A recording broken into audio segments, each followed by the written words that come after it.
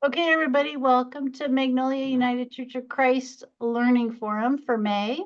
Our topic this evening is called Beyond the Binary, God and a Theology of Inclusion.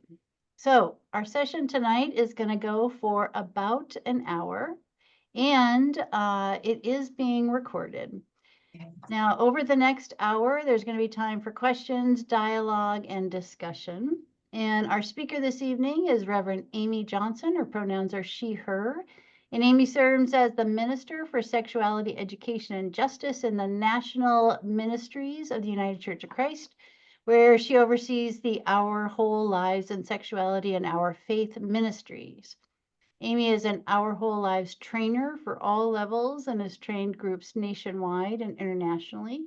She's passionate about supporting people in organizations and faith communities to create healthier, braver spaces in which people can thrive as their authentic selves. It is such an honor to have her tonight. So I'm going to turn this over to Amy. Welcome, Amy. Thank you, Marcy, and thank you all so much for coming out, and thanks for having me tonight. I'm going to go ahead and share my screen in a minute. I just wanted to say, again, I am Amy Johnson. I use she, her pronouns. And if you don't know what Our Whole Lives is, you can ask me questions about that later or tonight when have question and answer time. But that is a bunch of my life is Our Whole Lives, which is a comprehensive and inclusive sexuality education program that the United Church of Christ does in partnership with the Unitarian Universalist Association. So tonight, Marcy had asked me if I would talk to you about Beyond the Binary, Gender and God, and a Theology of Inclusion. So I wanted to say that I just hope generally that this will be helpful in giving you some ideas of how God and theology fit in with an inclusive framework, and especially in regards to gender, and especially right now. So let's start with an opening prayer, shall we? This is a prayer that is adapted from a prayer that Reverend Thea Raslis wrote for the just newly published UCC edition of Our Whole Lives for grades 10 through 12. We had a first edition, but we now have a UCC edition that's much updated. So will you pray with me? Holy Spirit, we ask that you are with us as we explore the tender topic of gender and faith. Infuse us with curiosity and a desire to honor ourselves, our children, our grandchildren, and each other on this journey of becoming. Grant us peace in the midst of any anxiety or worries that we have carried with us tonight. In your many names we pray. Amen. I'm going to also invite us into a covenant with each other tonight, and I'm going to tell you what these things mean. By personal responsibility, I mean that you do not have to have your camera on, as Marcy said earlier. You can, sometimes it helps have a sense of community if we do that, but you don't have to. If you need to go use the restroom or step out of the room for a moment, that's totally 100% fine. We're all adults here. Misery is optional. And if you have a question, please do ask it at some point tonight when I will stop a few times during this to offer times for questions and answers. What I would ask that you not do is have a question and not ask it and then be disappointed that I didn't answer it. So if you would take responsibility for asking questions, that would be great. Also, this is 100% consensual. You're all here by consent, and I'm going to offer you opportunities to dialogue with each other and with me. And if that is not what you want to do tonight, that is okay. And then I really want to be in a spirit of us honoring various beliefs that may be here tonight in this Zoom space, and to act with mutual respect, which means that you don't have to change your mind to make me happy or be part of this group. And I don't have to change mine to make you happy or to be part of this group, that we can exist with our own beliefs and be in a spirit of respect with each other. So that is how I am anticipating that we will be together for the next hour. I always like to do that before I ask you to introduce yourselves because if I don't, then it doesn't feel like a consensual activity.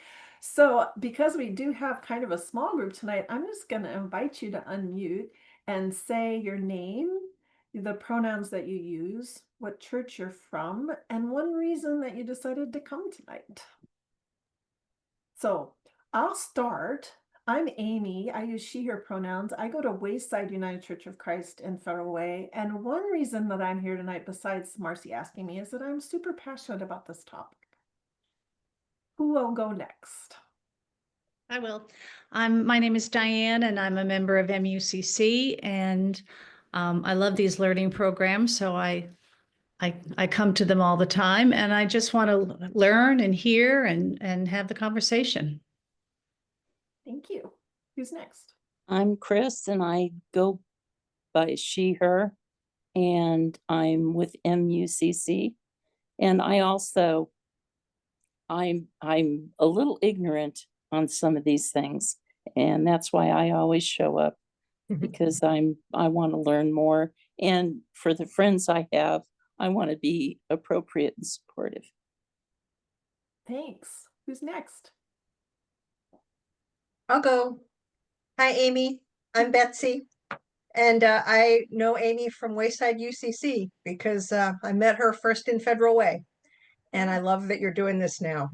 I use she, her pronouns. I'm with MUCC now. My daughter is lesbian, although she uses the term queer, which when I was growing up, that was a derogatory term. So I'm trying to get used to that. She is married to her spouse who is non-binary.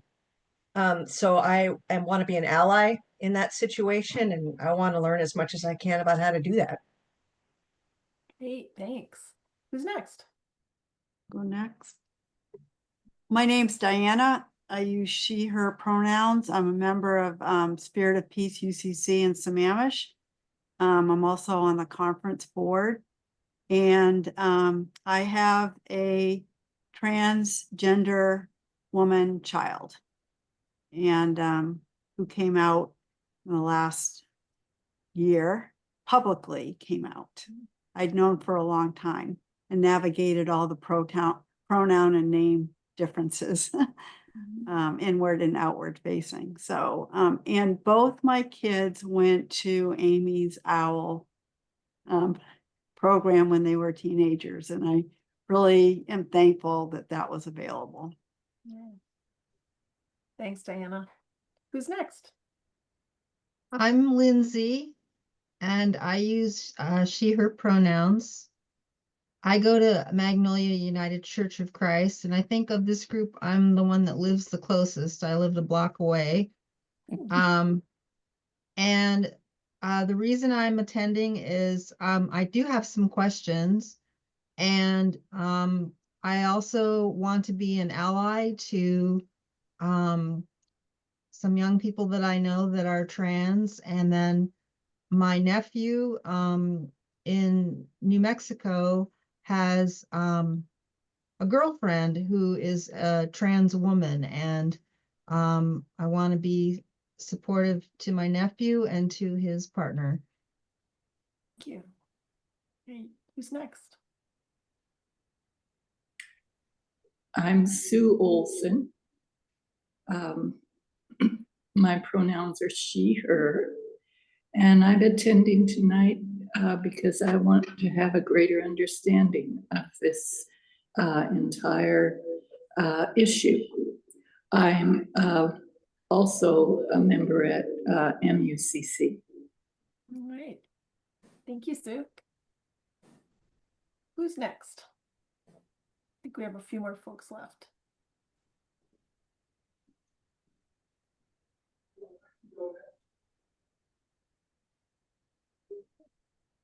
Anybody else want to share? Hi, I'm Deb, and I go to MUCC. I use she, her, and I want to learn more and want to be an advocate. Thanks, Deb. Anybody else? My name is George Olson, he, him. I'm a member of United Church of Christ, and here just to learn more about the subject this evening. All right, thank you. All right, anyone else want to share? Okay, we will keep going. Thank you all for sharing, and well, let's dive in and see. Hopefully we'll do what you were hoping for, and you can ask your questions, and we'll have some rich time together tonight. So my goals tonight are to talk with you a little bit about a definition of sexuality, which might seem simple on the surface, but I want to dive into that a little bit. And then we're going to talk about some specific terms and some of the limitations of those terms and how that can be problematic sometimes. And then we're going to talk a little bit specifically about the theology of inclusion. And I have a special part about different kinds of curiosity that I think is really relevant to this conversation. We will have some time for questions at the end, but also along the way, I have a couple of times where I'll stop and ask if you have questions, and we'll kind of break out into breakout rooms at least one time. So, and then I have a closing reading for us, which some of you may have heard before, but it's one of my favorites. So what is sexuality? Dr. Mary Calderon, who's a very well-known sexuality educator, is famous for saying sex is what you do and sexuality is who you are. So this idea of sexuality is so much bigger than just sexual behavior. So a lot of people use the term sex. When we say sex, we could be describing something that has to do with our chromosomes, like male or female chromosomes, XX or XY, or we could be talking about behavior. But when we're talking about sexuality, that is a much bigger idea. It's broader and deeper and encompasses a lot of different pieces. So let's talk a little bit about what some of those pieces are. This is a tool that we do use in our whole lives curriculum. It's called the Circles of Sexuality. And it was developed originally by a man named Dennis Daly. And he used to be a professor of social work at University of Kansas.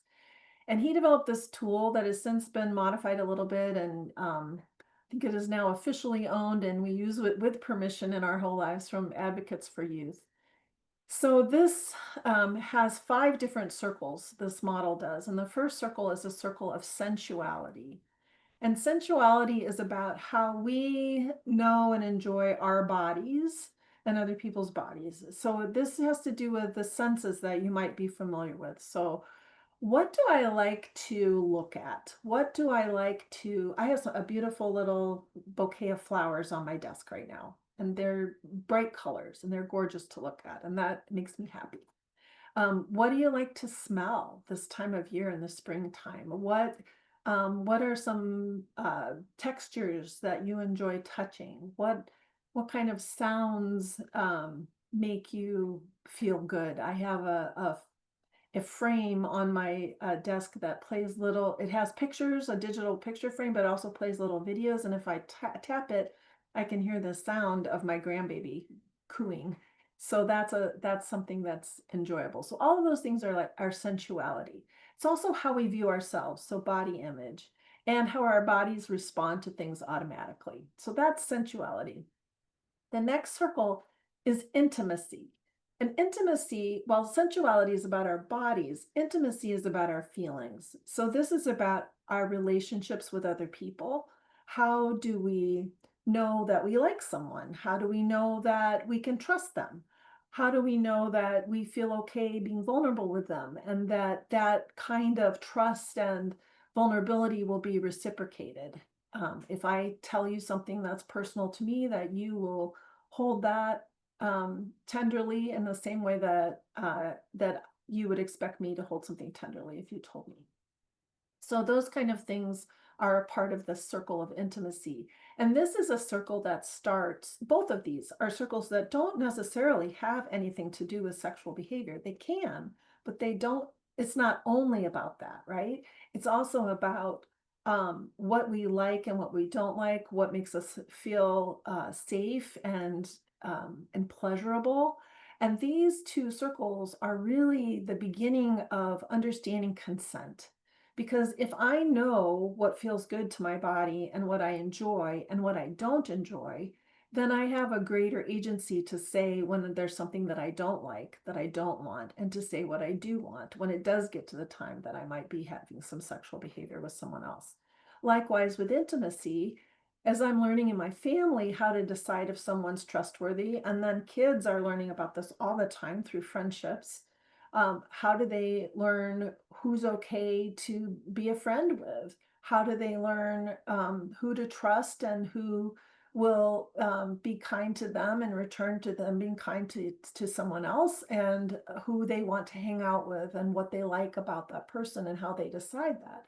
Those are all things that are precursors to us deciding about being in relationships and being in consensual and healthy relationships. The third circle is sexual identity, and that's what we're talking about tonight is going to fit mostly in that circle. Sexual identity has different components, and one of the components is what some people call biological sex, and we don't use that term anymore in our whole lives because it's been so weaponized in our society. So we use the term assigned sex at birth, and I'm going to talk about that in a little bit. So that's the who you are assigned to be because of what your body looks like when you're born.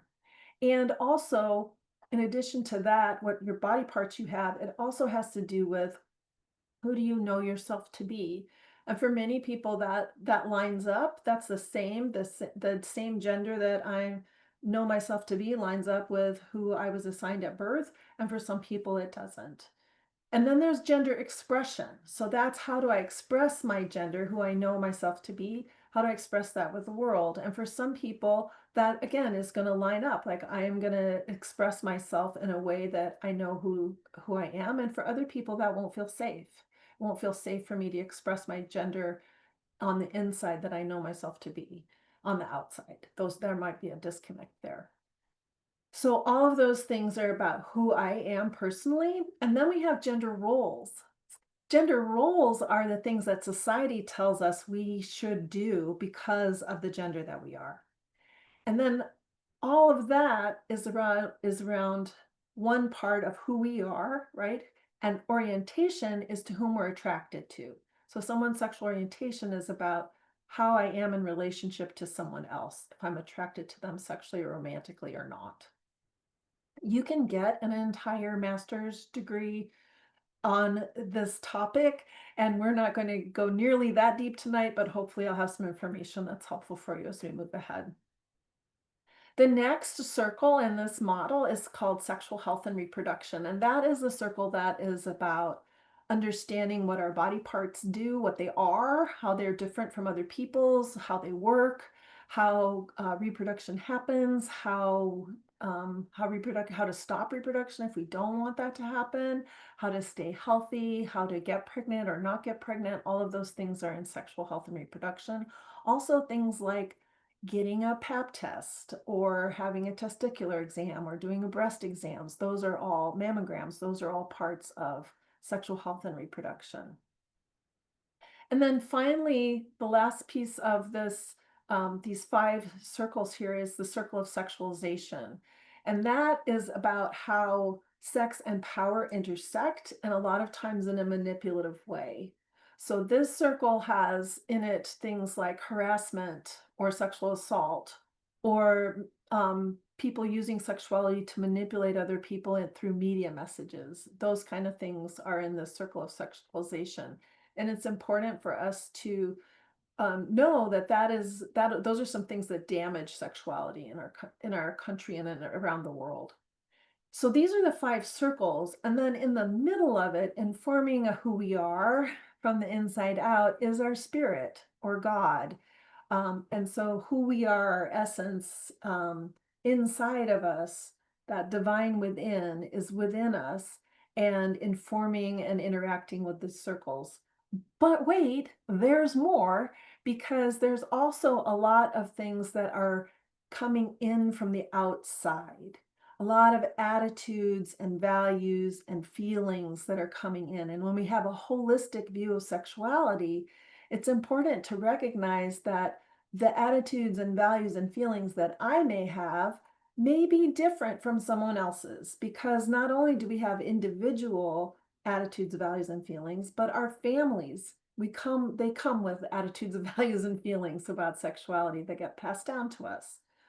And there are also cultural attitudes and values and feelings that can differ, as well as identity, religious, legal, professional, institutional, scientific, and political attitudes, values, and feelings that can be very different for different people. And also, regardless of what our beliefs are or our values and attitudes and feelings are, we're hearing a lot of other attitudes and values and feelings that can be very confusing. And it's complicated. It's complicated. There are a lot of people who want this to be super easy, and I get the the desire for things to be easy, especially right now, but it's not. There's just so much to this that it, in my opinion, cannot be just put down to this or that, this one box or this one box. So I'm going to stop there. I have more to share, and I may be getting to some of your questions, but I did want to just stop and ask if anybody had any questions about that piece right now. That idea of sexuality being such a broad and deep idea that encompasses all of those things.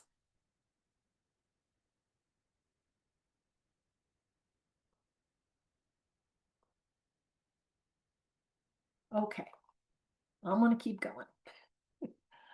I want to talk a little bit about coffee. So I want to have you imagine that I have showed up at your doorstep, and that we are magically, no matter that we're in different states, we are all going to get on this really big comfy bus together. It's one of those really cool ones that has really comfortable seats, and there's, you can plug in your phone so you can be on your phone while you're on there, and there's lots of room, and it's not too crowded. And so we're on this nice bus, and we're traveling around, and we're going somewhere, and we're going through a pretty rural area. And we decided to stop for some refreshment, and we stopped at a place that only has coffee. And there's only two ways you can get this coffee. You can get the coffee black, or you can get the coffee with something in it, like milk or sugar. So I would love if you would just all type in the chat really quickly whether you would take we're going to call it black or light, light being cream or sugar, so you want something in your coffee. So will you just type in the chat whether you would want your coffee to be black or light?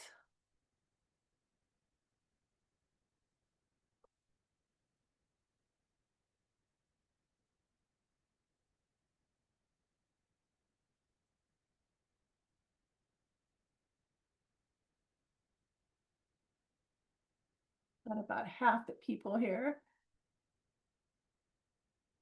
Anybody else want to chime in?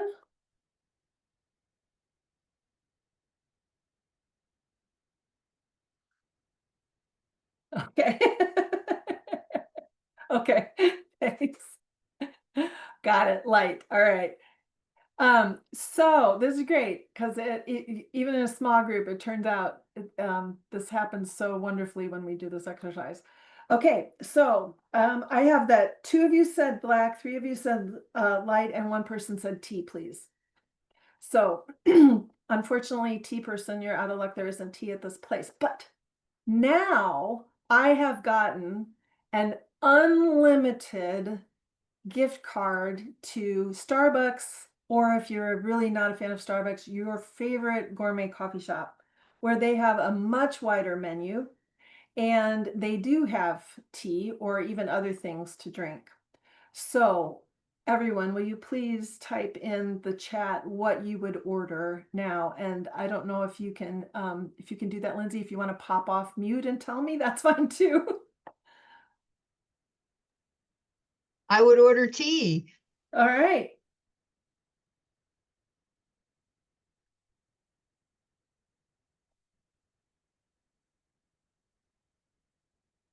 Look how quickly those came in. Love it. All right. So here's what I'm seeing, just for people that are watching this afterwards. What I'm seeing is decaf Americano, tea, iced triple grande latte, iced tall latte non-fat with 2 stevia, English breakfast tea with milk, iced tea sweetened, cappuccino, and hot water.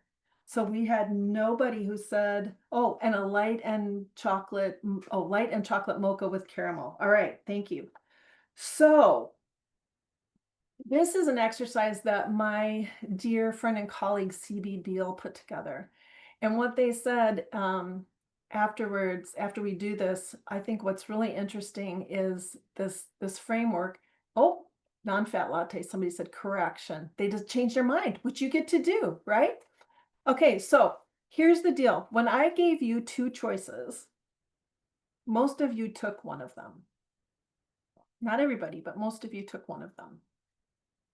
But when I opened up the menu, there isn't a single order on here that is exactly the same. So I want to offer to you that gender is much more like an expansive menu than it is a binary.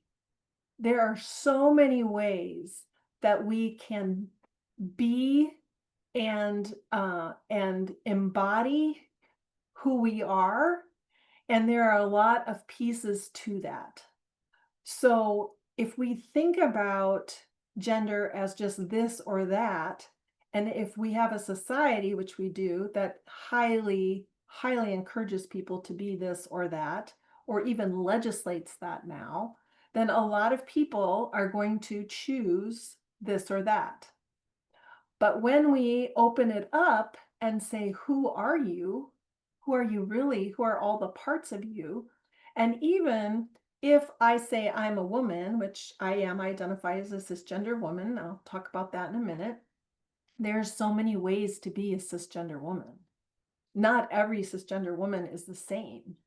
So there are so many different aspects to gender that it's so much bigger than just this or that. And it's complicated because when we only give people 2 choices, most people will choose one or the other because that's what they think is available to them, right?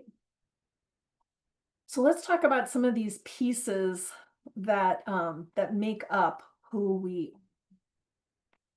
So this is some of the terms that I was talking about earlier.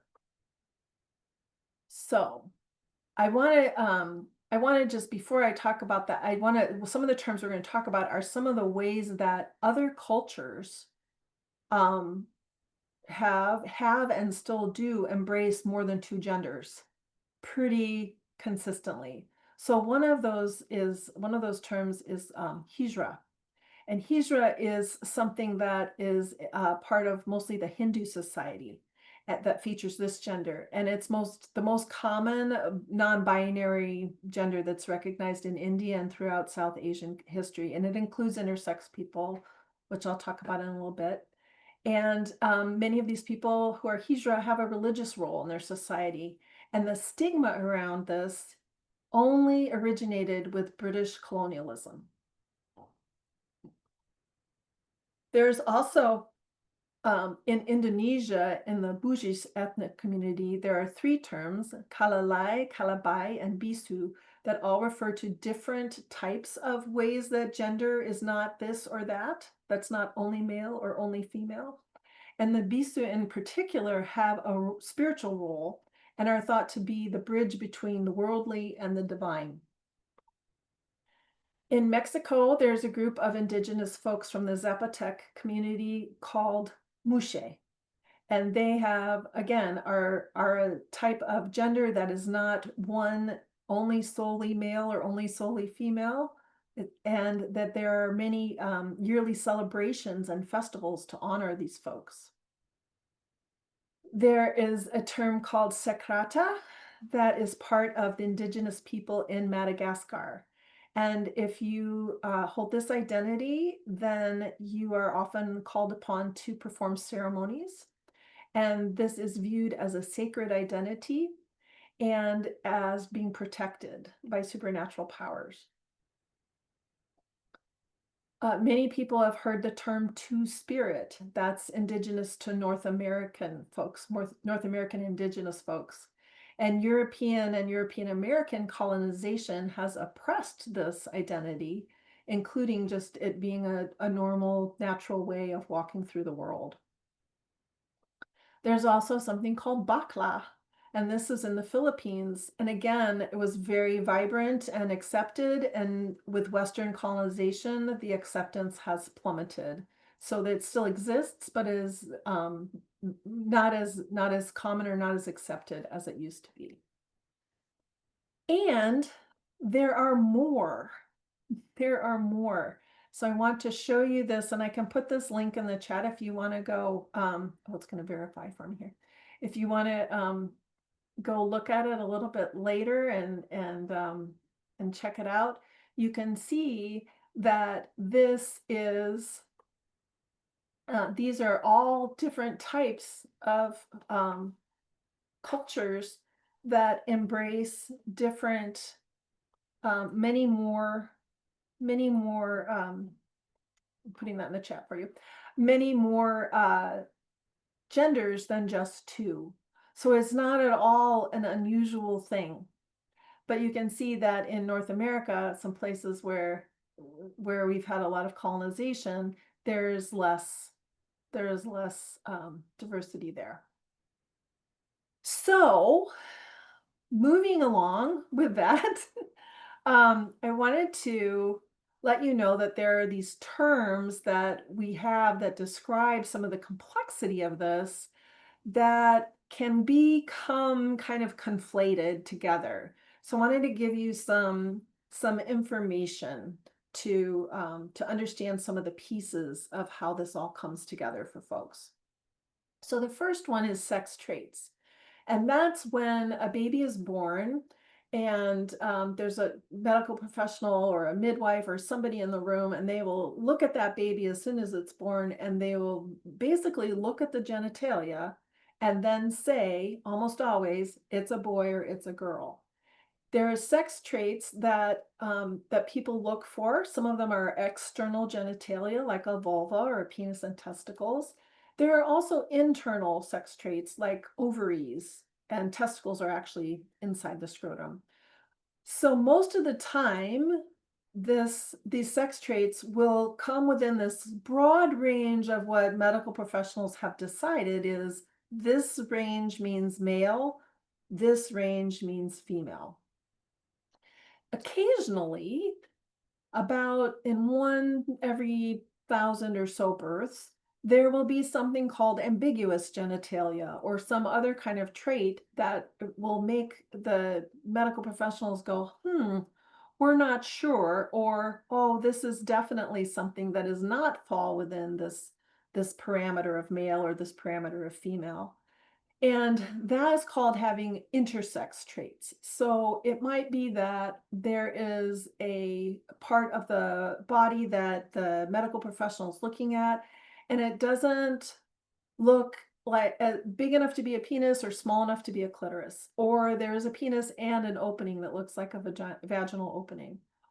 Sometimes people don't find out right away because there is a normal looking vulva, but on the inside, what the people had thought were ovaries were actually undescended testes. And so that might show up in puberty. So this is called being intersex. And that is something that happens at about the same prevalence as people who have red hair in our society. And I like to use that statistic because it helps us to know that we probably know someone who's intersex.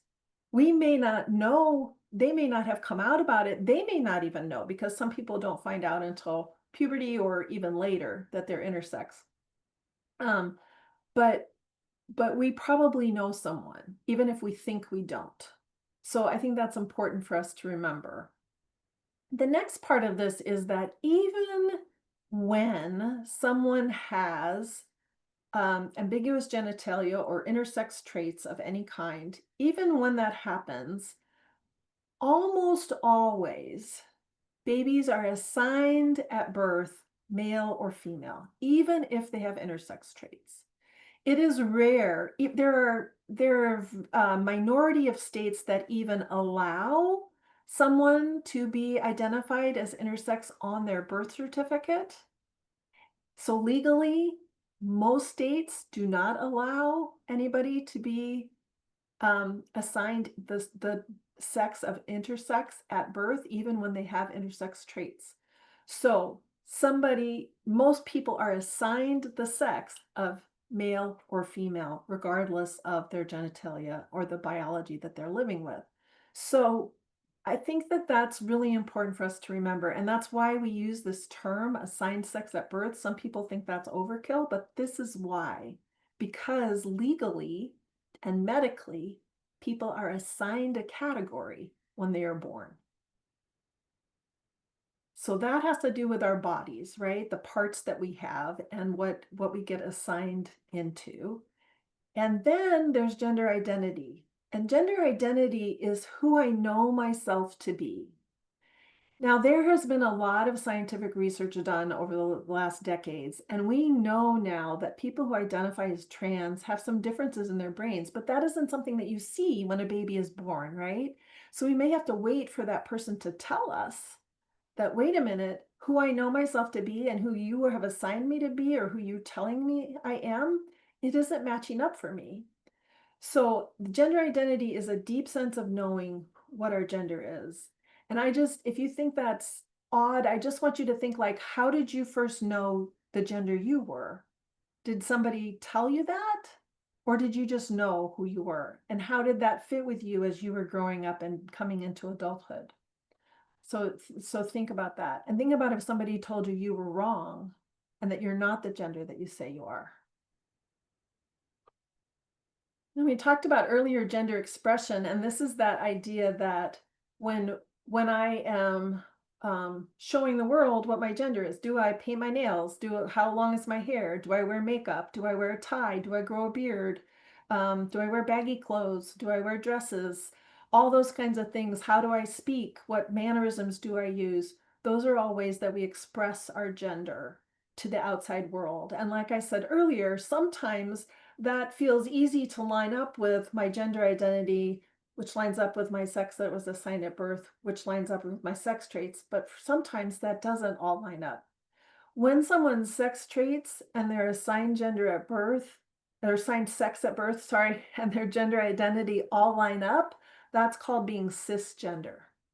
If they don't line up, or if someone is like, I am not that gender, or I am not that sex, then that's called either being trans, or some people say, I don't fit in a category of this or that. I'm non-binary or I'm genderqueer. And gender expression can be very feminine, very masculine, androgynous, one day, one the next, can be fluid, can be all different kinds of things.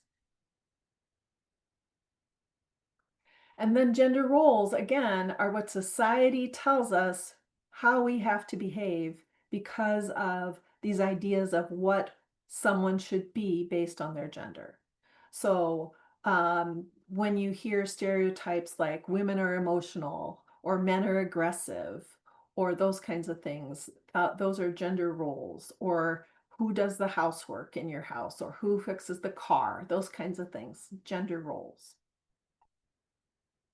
And then orientation is to whom, if anyone, we're attracted. Are we attracted to the same gender? Are we attracted to a different gender? Does the gender not matter? Are we not attracted to anyone, sexually or romantically? Those are all different kinds of orientation.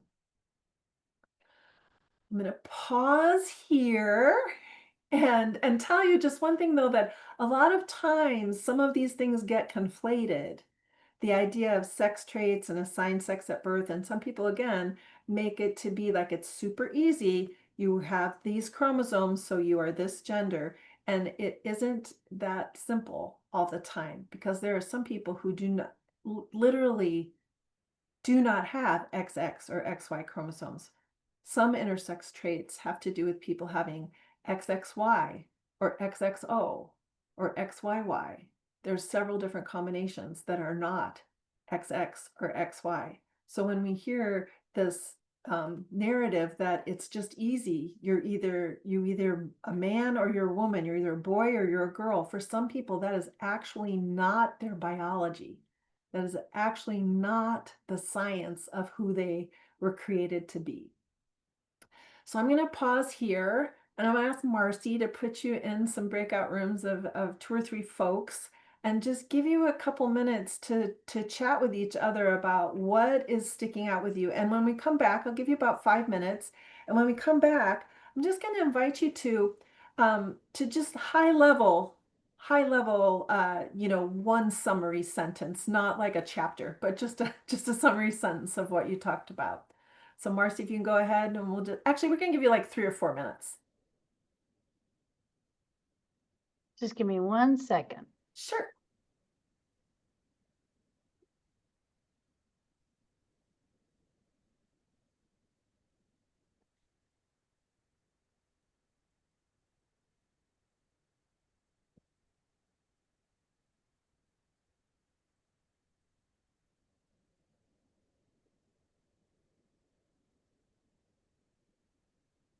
Okay, I think I got it. All right. They are open and you can just click accept.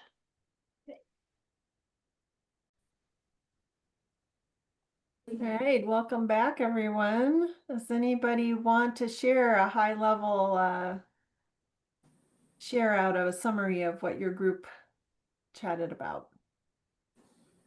I will, I think we all felt this way that, one, very thankful for this information of expanding, of hearing of the different descriptions and the amount of it, and the thing about it's as common as red hair that really stuck with us. And so it's just for us understanding this and being aware and educated, and that, that's invaluable. Just hearing all of this different information, just, will change the way, I mean, it just spreads our vision. Oh, great. Thanks for sharing that. Anybody else? Well, my personal experience that I brought up was growing up. I had a brother who was not good at anything. He was very smart. I was the one that was good with tools, wrenches and hammers and and when I got divorced, I was the one that walked away with all the tools. And that was the misogynistic thing that was in our home. Then when I got divorced, any man that I was attracted to, it became so obvious with my friends and me that it was laughable. Every man I was attracted to was gay. Oh. And it was that we really talked about that. Why is that? And, the misogynist and stuff that goes on. And it's just interesting in my acknowledging of things as I was growing and becoming more of who I was. Yeah. Yeah. And toxic masculinity is real, right? It's real. Yeah. Oh, I have some situations. Yeah. Yeah. And the pressure on of those gender roles is really amazing. Yeah. Anybody from the other room want to chime in or?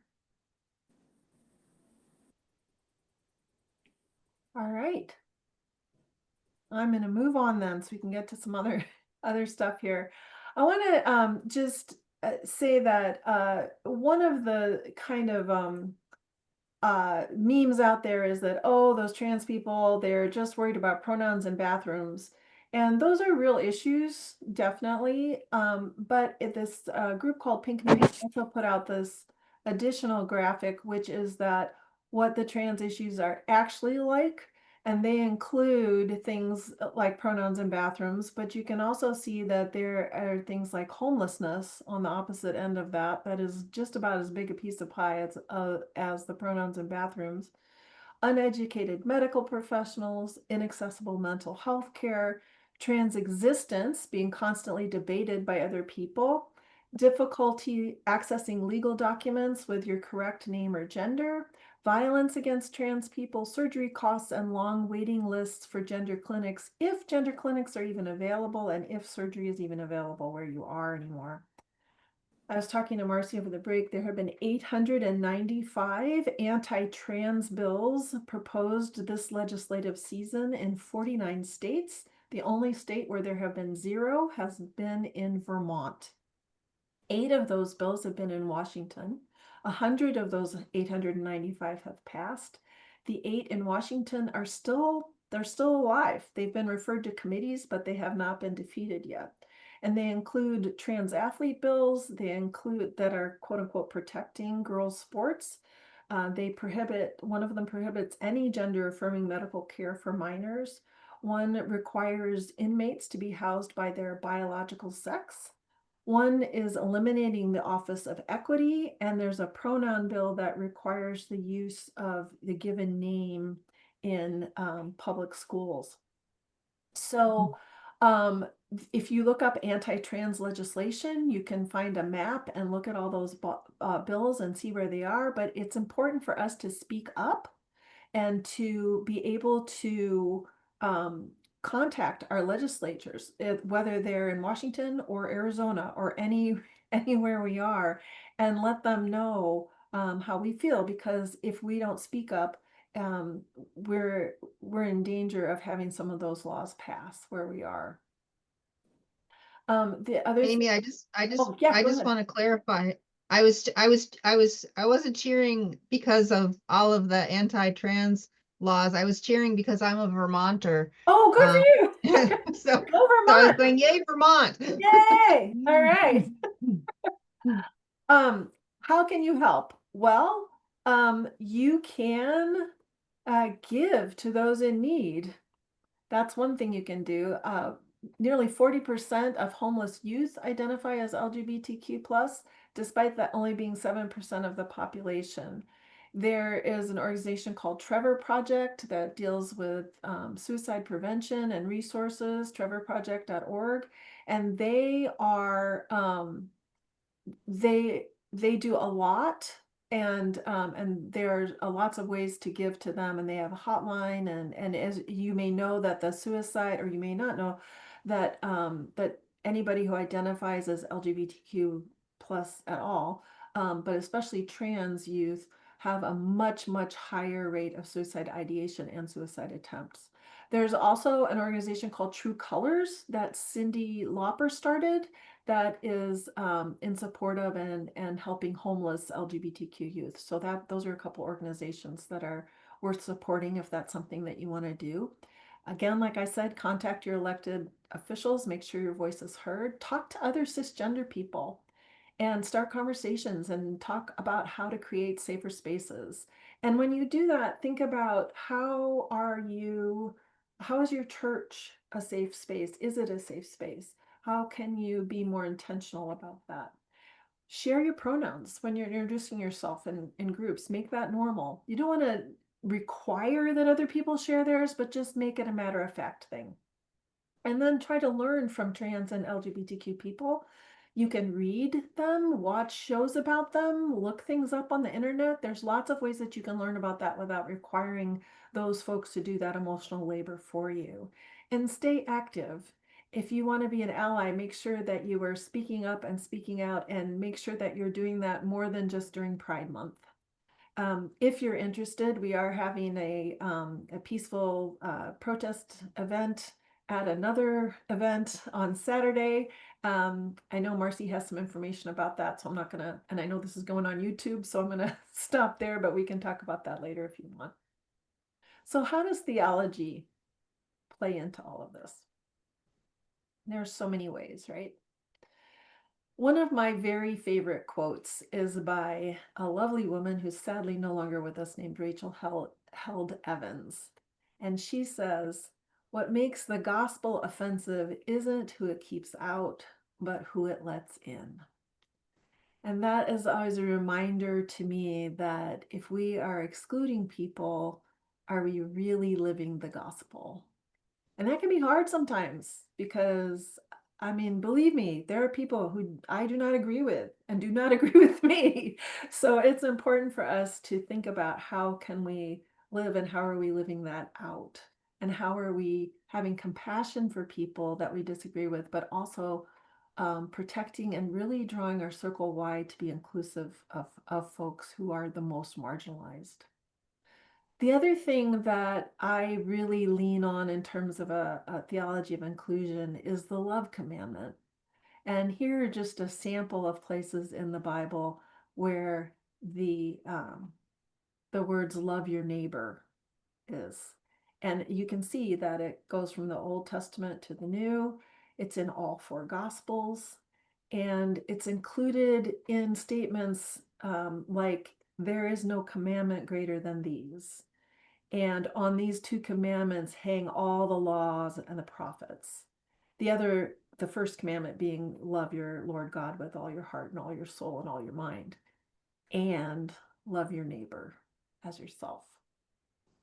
So that is something that I think is so foundational to our Christian faith, to love our neighbor, to be together in love. And I think that also means for us to really dive into how are we showing love? How are we showing up? How are we creating space? How are we being brave?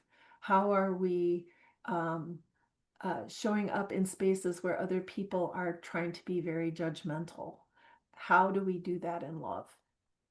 And speaking of judgmental, there are dozens of stories in the Bible about not judging other people. That's not our job to judge other people.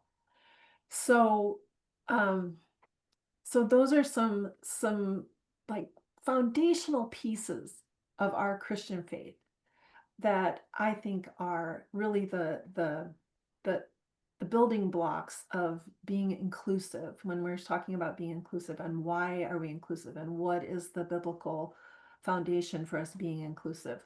Those are the things that are really important to me. And I have a dear colleague, Reverend Roberto Ochoa, dear friend and a colleague. We used to work together in the national setting, and he just recently got a new job as a conference minister. He's the conference minister for Nebraska, Iowa, and South Dakota. Bless his heart. And he is a former minister of ethnic inclusion and small and rural churches. And now he's got this giant geographic territory, right? And he said that he used to do a lot of visiting to small and rural churches, and some of them were in very, very conservative areas. And he would say, can we at least agree on do no harm? Do no harm to others. Can we all at least agree that we are going to actively not harm people? So, so I offer those things to you as some foundations for why this is theologically important for us to do. And I think that one of the things that we can do when we move away from judgment is to move toward curiosity. And Jamie Brieshoff wrote a beautiful book called Raising Kids Beyond the Binary. And it's about God's gender expansive children. Anyway, it's just a beautiful book, Jamie Brieshoff. And she talks about two different kinds of curiosity. She talks about hospitable curiosity. This is the kind of curiosity I want to invite you into. This is the kind of curiosity where if we're having a church potluck and I want to make sure that everybody can come, then I might ask ahead of time if there are anybody that has any dietary needs that we could make sure to meet with our potlucks offerings, right? And I would want to make sure that our space was accessible so that if you were in a wheelchair or you couldn't climb stairs very easily, that you could still come, or if you were visually impaired. And maybe there are some hearing devices in case somebody doesn't hear well, and so you could hear what we were saying. And that we are doing this curiosity is about how can I help make this space and this event and this place more welcoming and more inclusive for you. And there's another kind of curiosity, and that is called lurid curiosity. And lurid curiosity is a kind of curiosity now I don't know if you do this, but I know that if I'm driving on the freeway and there's an accident and the fire truck and the ambulance and the police cars are already there, so there's absolutely nothing that I could possibly do to help, I'm still going to slow down probably and look, because that's just kind of human nature to look and see what's going on. And sometimes even it's not me that's slowing down first, but there's a traffic jam because so many people have slowed down to look. And sometimes there's even a secondary accident because somebody has slowed down so much to stop and look at this accident that already happened. So even though that's something that we might be curious about, I think what's important to remember is that it is not hospitable for me to ask anybody else personal questions about their body and how it works. That's not hospitable. That's really nobody's business. Unless you and I are in a relationship and we need to negotiate something about how each other's bodies work, that's really not hospitable curiosity. I can go find out about what I need to know, or if I'm curious about something, there are so many ways that I can find out about bodies that are different than mine, other than asking a person, how does that work for them? Or gosh, that's just, I don't understand that. So that is not something that we recommend that you do. Don't ask really personal questions about other people, about their bodies. And do think expansively about how you can draw the circle even wider, particularly in church spaces. How can you be more hospitable and more opening? What kind of language are you using in your worship services? Whose music are you singing? I know you all do a really great job of this at MUCC, but thinking about that, like, whose music are you singing? Whose liturgies are you lifting up? Whose voices are heard? What renditions of different things are you listening to or reading or celebrating? So those are some things that you can do. I know that we are at the top of the hour, so I'm going to stop here and ask if you have any questions at all right now.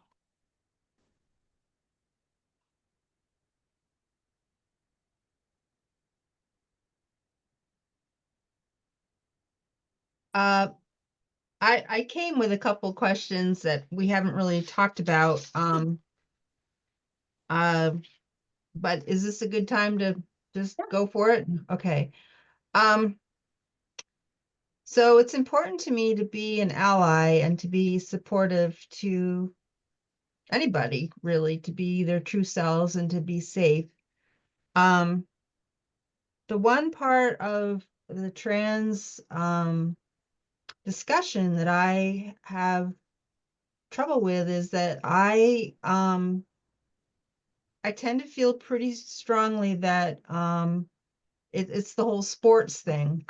And I'm very aware of fairness and I remember Michael Phelps being interviewed, the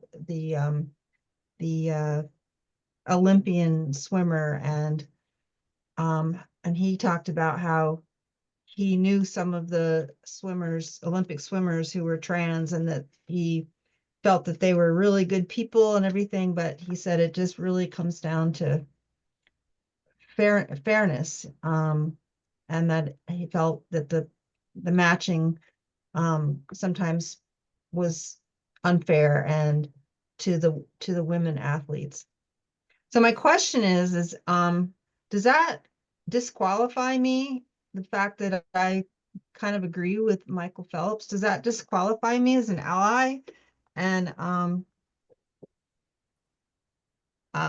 so that's one of my questions. No, it does not disqualify you. I don't think of it as in terms of a binary thing. I mean not to really, like, seriously take this expansiveness of not just being this or that really seriously. So I think that we're all in a continuum of what we know and understand and believe and don't and are thinking about and not thinking about. I do think, without going into too much detail, because there's tons of places on the internet that you can look and find, and people you can talk to, but people who are receiving gender affirming care, particularly trans women, take hormones, and those hormones affect things like muscular strength and those kind of things. So I'm not saying it's even straight across, but I do think that it's not like there's a man in a woman's swimming suit. It's really more complicated than that. And I also that wasn't your question though, so I'm going to stop there and say no, I don't think that disqualifies you as an ally. And I think that that a lot of people are struggling with a lot of those innuendos and areas of wondering what's fair and equitable. I have a question, Amy, that I'd like clarification on, and that has to do with a transgender person. I understand non-binary, but is a transgender person could also be non-binary? Yeah, so I think that the most important thing for me is to respect how somebody understands themselves and wants to be known. I had a person in one of my trainings once who told this story and said it was fine for me to use it, and I use it all the time. And what they said was, how many people have cats? So anybody here have a cat? Okay. And if you have a cat and you have a box, and you take the cat and you put the cat in the box, what is likely to happen? The cat will jump out. Could hit a lot, right? Now, if you have a cat and you have a box and you just put them in the same room, then sometimes the cat will go in the box, sometimes not, but they might go in there and get really comfortable and make a little kitty fort in there or whatever, right? So the point that they were making is that it's not my job to label anybody else.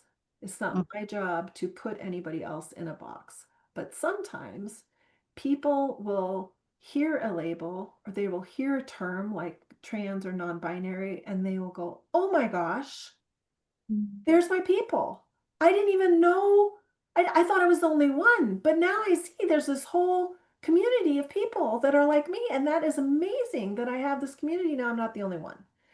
So what's really important for me to remember is that it's not my job to make sure that I have the right label for anyone, but to really respect how they want to be known as a fellow human on the planet. So that's where the asking about, Yeah, some people who are trans say they're non-binary. Some people who are non-binary, But- I say they're trans. It really is. There are some terms that are kind of umbrella terms. Like sometimes the term trans means a whole lot of things to a lot of people, and for other people that means no. Those people are people who transition from one gender to another. I'm non-binary. That's completely different. It's really each person's understanding, and language is very personal. It's Right. regional. It's cultural. It changes over time. It changes really fast. Believe me, I try to keep updated curriculum. It changes really fast.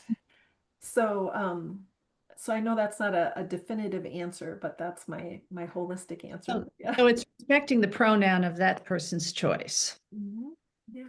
and using that. Good. Thank you. Thanks for that clarification.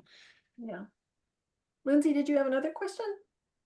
You came with a couple? Yeah. So, about a week ago, at the University of Washington, there were two women that spoke, and they spoke in defense of women athletes. I didn't go, but I read the Seattle Times article about it. And, they said, their basic message was, from what I read in the article, was that we're not anti-trans, but we are in support of women and in sports. And what really, and there were people that protested, and none of that upset me or anything. But what really upset me is that some of the people that attended the lecture were followed back to their car, and the people that said, you went to that lecture, I hope you die when you drive home, or they said, really horrible things like that. And I guess who are those people? I mean, what is that? I mean, there's people who are anti-trans. I mean, I guess that's a question you really can't answer. It's kind of like everything else that we're talking about, that there's so many different facets. But I was just so shocked by that somebody would, and it was almost like the anarchists that when we had the WTO riots here, there were people that didn't care anything about world economics. They just wanted to create mayhem. And so part of me wonders if those people were just trying to create trouble, you know? Yeah, yeah, and I don't know. And I think that that's real, that there are sometimes some people that do that. And I also think that, we're living in a time when our government on the federal and state levels are trying to legislate people out of existence. And some people, a lot of people have very big, strong feelings about that. And people have different ways of expressing that. To some people, it might feel like somebody going to that lecture was saying that they weren't important and they didn't exist. I'm not saying it's okay So they had to to ever come. tell So somebody that they should die. I'm not condoning that, but I do think yeah. it's I always like to keep in mind the current climate that we're in. Yeah. Well, and people that are so they're in so much pain that they Yeah. do things that are maybe not in character. Yeah, and I also try to be aware of like how much privilege I have as a person who, was assigned female at birth and identifies as a woman and walks in the world as a woman. And I know that there are things that misogyny is real, as Chris said, right? Misogyny is real. And a lot of I think, a lot of the vitriol against trans women is misogyny. So I could talk for many more hours with you about this. I hope I'm answering some of your questions. I just Well, wanted just a time check that we're about Yeah. 15 minutes past. I just want to make sure that we get any Yeah. other questions that are out there and just be aware of that time thing. I want to be conscious of your time, Amy. Um, Amy, are you okay? A couple more seconds? Okay. Lindsay, did you have anything else? Did you have another one? You're good? I was just gonna say thank you, even though we're not coming up with answers. It just feels good to say these things out loud. Yeah. And thank you, Amy, for creating just such a beautiful, safe, and welcoming space to learn and to be curious and to challenge ourselves and our assumptions. And you are just a very, very gifted wisdom speaker. So it was really a blessing to have you here tonight. So thank you. Amen. Thank you. Do Yeah. y'all have a minute for a closing reading? Mhm. Sure. Yes. This is from Unfleshed. If you don't know Unfleshed, I encourage you to go there. They have beautiful things. This is from their public liturgy library. It's called On Speaking Queerly in Public by Reverend M. Barclay. Every time the word gay rolls off my tongue, when the words queer or intersex or trans or non-binary or bisexual bless my lips, no matter what I'm talking about, I am also always sending a love letter, casting a lifeline, praying a prayer, and yes, obviously waving a flag. So many generations of silence and slurs, of words of violence and of quiet, lonely. Does anyone else in the world feel this way? My heart could burst every time I speak the imperfect but earnest attempts at finding ways to communicate lineages of us. Mhm. Every word a reaching toward each other, a you're not alone, or a we got each other, and a isn't it divine being this way? It's never too early to start teaching this love language and planting these seeds of assurance. Just thinking about it makes me want to sing the whole queer lexicon to the tune of ABCs to every newborn baby. Asexual, bisexual, cubs and dykes. Train a child up in the way they should go, says the scriptures. And I want them all to go queerly, go freely, go in belonging. I want to raise a whole generation of kids who never learn to hate themselves, to treat others like monsters, or that there's anyone that God is even against. This is indeed part of my queer agenda, to expose children as early as possible to all the possibilities of their beautiful becoming, to leave no doubt that whichever way their love blossoms and their gender blooms and their body unfurls, they will be protected, cherished, celebrated, and loved. In the world as it is, to even begin to balance out all the messages otherwise, these things cannot be said enough. So we say them in every form they take across languages and cultures. We say them as early and as often as we can. We say them especially when they're not welcome.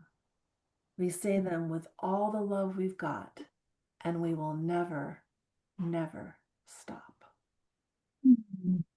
Amen. Oh, that is beautiful. Thank you, Amy. Yeah. Thank you all for taking time. It's Thank you, lovely. Amy. Thank you. Thank you, everybody, for coming tonight. Thank you, Amy. Good Thank you, Good night. Marcy. night. Bye.